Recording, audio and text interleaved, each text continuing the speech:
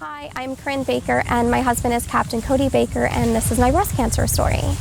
So back in 2015, 2016, my mom was battling breast cancer herself, and between going to multiple doctor's appointments with her and being there for all of her treatments, we found out along the way that you can actually get a genetic test to see if you carry a breast cancer gene called the BRCA1 or the BRCA2. After thinking about it, I decided to go forward and I wanted to know. So I got tested, and after getting tested, they found out that I was BRCA1 positive. So what that means is you are more likely, it's in the upper 80s, about 86% more likely to get breast cancer in your lifetime.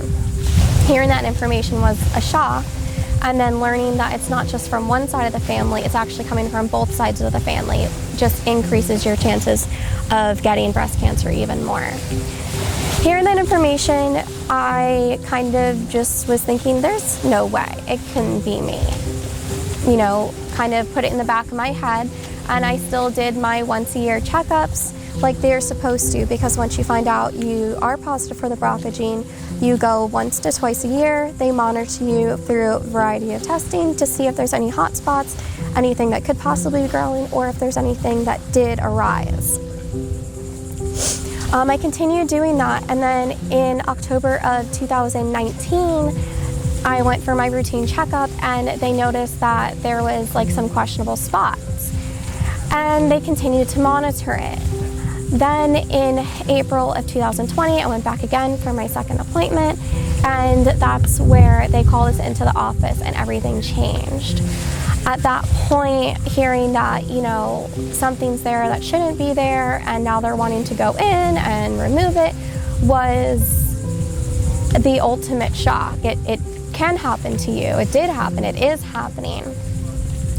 After leaving that appointment with a variety of options, I felt like the best option for me personally was to go through a double mastectomy with reconstructive surgery. I didn't want to live my life through a variety of treatments. I didn't want chemo. I didn't want radiation. I didn't want to keep being monitored and waiting for the next ball to drop. So we went home and we talked, and that was the decision. So about 2 months later, in July of 2020, mid-pandemic, I opted and went in for my operation where they removed both my breasts and put in expanders so that eventually down the road I could have my reconstructive surgery. The day of the surgery came, and there is still no question in my mind, this is what I wanted to do, this is how I want to fight something, this is how I want to prevent something. We went through, we did the surgery, and no one warned you in the way that you can truly understand how massive of a surgery it is. And I am so grateful for the team of doctors that we had, our family that was able to be there, because during that time it was lockdown. We couldn't really see a lot of people. I couldn't risk getting sick either. So it was really hard not being around some of the people that mean the most to you. Fortunately, we had our parents, and I had my husband, and we got through it. The surgery was very difficult to heal from. I ended up not healing great from it. It was nothing on the doctor's part, just our bodies are capable of some things, and sometimes they need extra help. They did have to go back in, do a little bit of, you know, cleaning up my infection, and then I was finally on the road to part one of a long road of recovery. They did everything. They cooked, they had to help me shower, they had to do my hair, they had to take care of the dogs, they had to do everything, walking you to the couch, walking you to the bedroom. You could never be alone. You don't realize how much upper body strength that you lose during that time. Eventually, my first sight of normalcy was finally in late August of 2020 to September of 2020. I was able to do things on my own again, almost pain-free, and was on the up and up. I finally started being able to go to the plastic surgeon once a week, where they start expanding you to fill in the cavity where your breasts once were.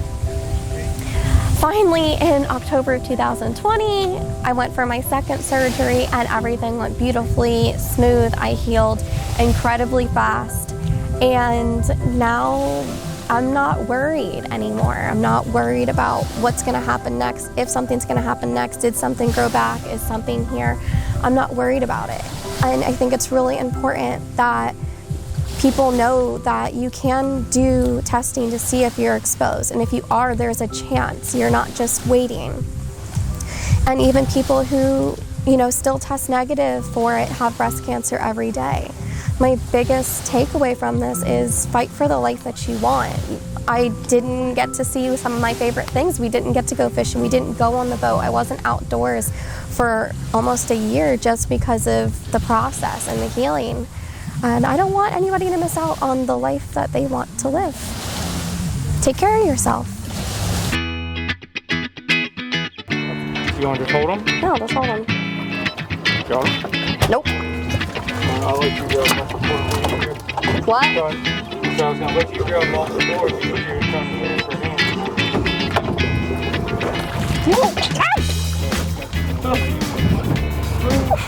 I tried.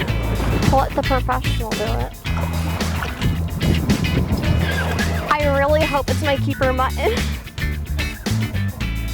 I don't know. There it is. Oh no, it's a red. Holy. Your first red snapper. Yeah, it is. That's cool. That's so cool. Still have never caught one before. He took it. This is awesome. What's your first? Huh? Yeah, it is. We're cleaned out, huh? I was cleaned out. It's all right. They're down there. Oh, I got one. There he is. There's that color. Look at that mutton. Is that my mutton? I'm not touching it this time. Can we keep it? I gotta measure him. How do you want me to hold him? Cradle him. He's pretty bloated right now. Me too, kid. Me too.